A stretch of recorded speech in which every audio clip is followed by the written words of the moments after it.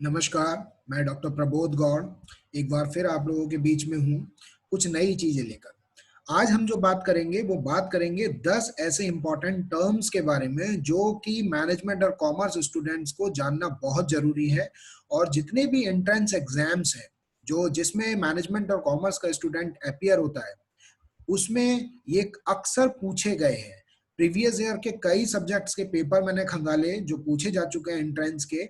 AKTU के paper खंगाले, UPTU के paper खंगाले, उसके अलावा BHU, AMU, Jamia, Delhi university, UGC net, UPSC. तो वहां से पाया कि ये 10 टर्म मैनेजमेंट और कॉमर्स स्टूडेंट्स को जानना जरूरी है। आइए इसकी बातें करते हैं कि ये 10 टर्म कौन से हैं। उससे पहले मैं आपसे रिक्वेस्ट करूंगा कि अगर आप नए हैं तो प्लीज ये चैनल सब्सक्राइब करें और बेल आइकन को दबाएं ताकि मेरे आगे के वीडियोस के नोटिफिकेशन आपको समय से मिल पाए। मुझे फॉलो करें फेसबुक पर माई क्लासेस में, और व्हाट्सएप पर आप मेरे व्हाट्सएप नंबर पर मुझे अपनी क्वेरी भेज सकते हैं ताकि अगला वीडियो मैं उस हिसाब से आपके लिए लेकर आ सकूं। चलिए नेक्स्ट स्लाइड की तरफ बढ़ते हैं। हम बात करते हैं क्या वो 10 इंपॉर्टेंट टर्म्स हैं जो हमें जानना जरूरी है। सबसे पहला जो पूछा गया टर्म है एवेंडन रेट।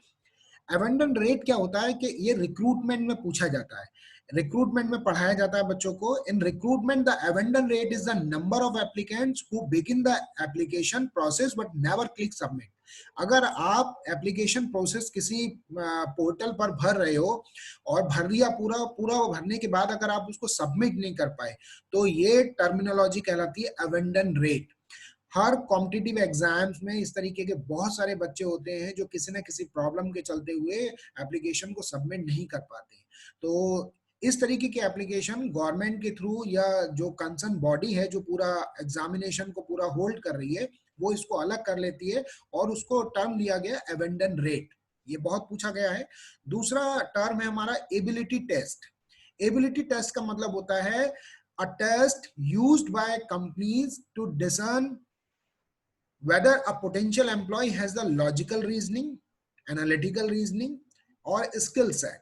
कि जब हम किसी भी एम्प्लॉय का एनालिटिकल लॉजिकल रीजनिंग को चेक करना चाहते हैं कि कितनी जल्दी ये डिसीजन ले सकता है, कितना क्विकली ये फास्ट काम कर सकता है, इसके मैथमेटिकल स्किल्स कैसी हैं, ठीक है, इसके स्किल सेट्स कैसे हैं जी, ठीक है। तो उस चीज को हम कहते हैं एबिलिटी टेस्ट। ये सबसे ज्यादा पूछे जाने वाला टर्म है एवेंडन रेट के बाद एबिलिटी टेस्ट।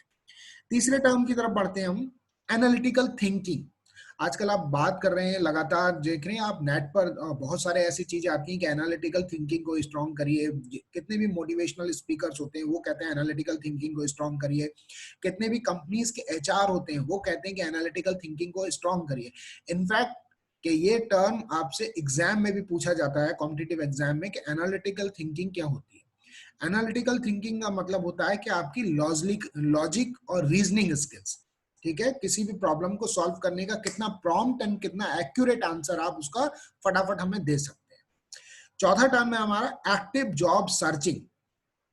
ये बहुत ट्रेंड में है, बहुत पूछा जा रहा है एक्टिव जॉब सर्चिंग, तो जानना जरूरी है। An active job searching involves an individual preparing a resume banana, searching for opening eight companies.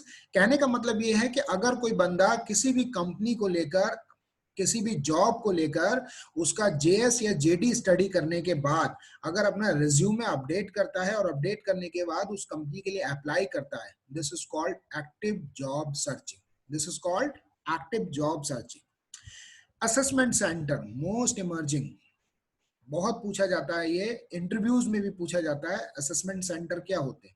An assessment centre is an extensive interview oblique assessment of candidate. यानी कि कुछ इस तरीके के सेंटर्स स्कूल में, कॉलेजेस में, जो रेप्यूटेड यूनिवर्सिटीज हैं उसमें, और कई कई बड़े बड़े ऑर्गेनाइजेशंस में बनाए जाते हैं जो एम्प्लॉय को या कैंडिडेट को असेस करते हैं, उसके एप्टीट्यूड को, उसकी पर्सनालिटी को, उसके बिहेवियर को, उसकी लर्निंग को, उसकी एबिलिटी को। तो जो इसका एक सेगमेंट बिल्कुल अलग कर दिया गया है जिसको नाम दिया गया असेसमेंट सेंटर।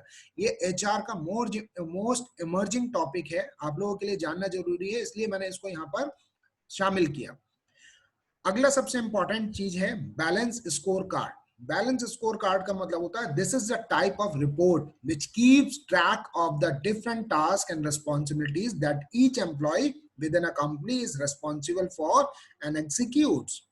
मतलब एक स्कोर कार्ड टाइप का बनाया गया कि आप अपने कितना पर्सनल को और कितना प्रोफेशनल को आप बैलेंस करके चलते हो, कितना अपनी लाइफ को ट्रैक पर चलते हो, कितने काम को आपको सौंपा गया था और कितना काम को आपने पूरी जिम्मेदारी के साथ निभाया।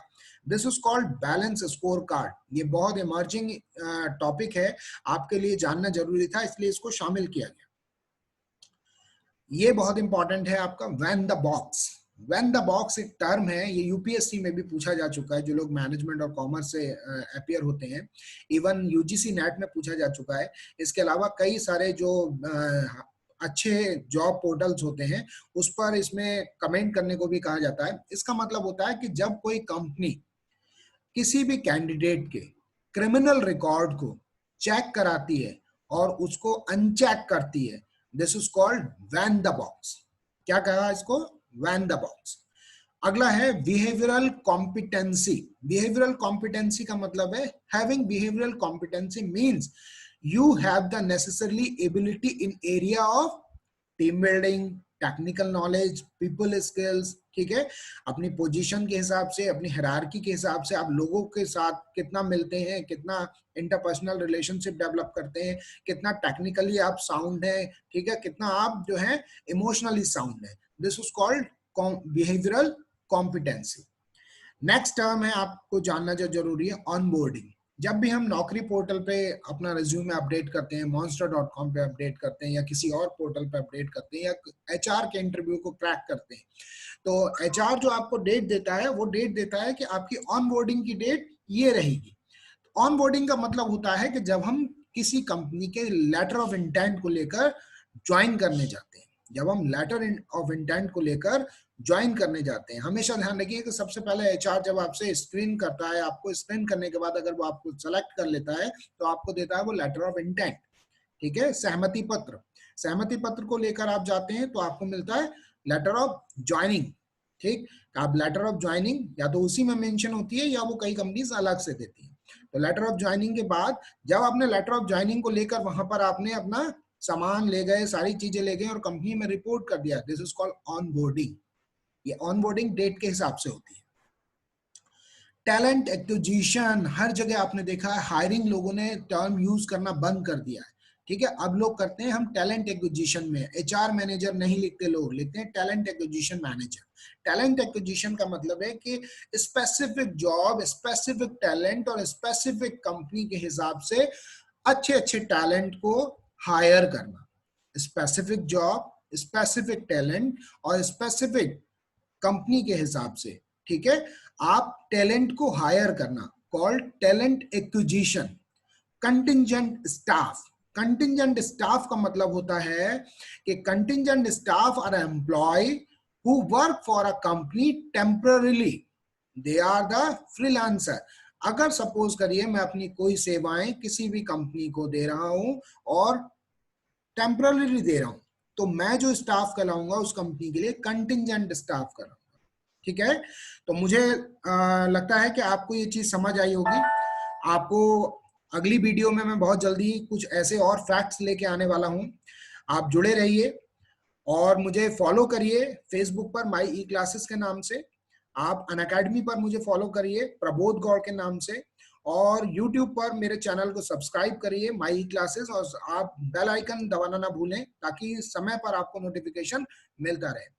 साथ ही मैं आपको बता दूं कि बहुत जल्दी ही स्कूल कॉलेजेस भी खुलने वाले हैं, तो फिर से हमारी टीचर्स की और स्टूडेंट्स की रफ्तार पूरा हम पकड़ लेंगे।